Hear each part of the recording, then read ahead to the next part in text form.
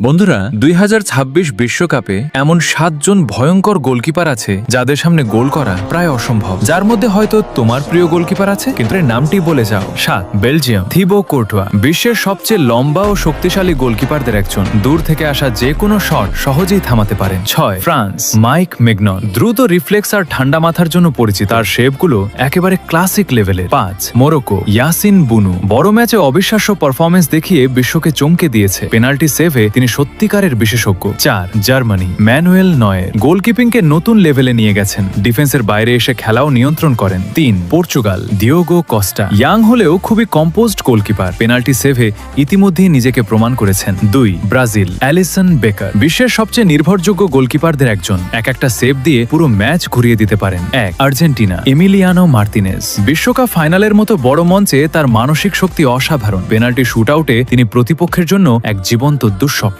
বন্ধুরা, তোমার মতে সবচেয়ে ভয়ঙ্কর গোলকিপার কে? কমেন্টে জানাও।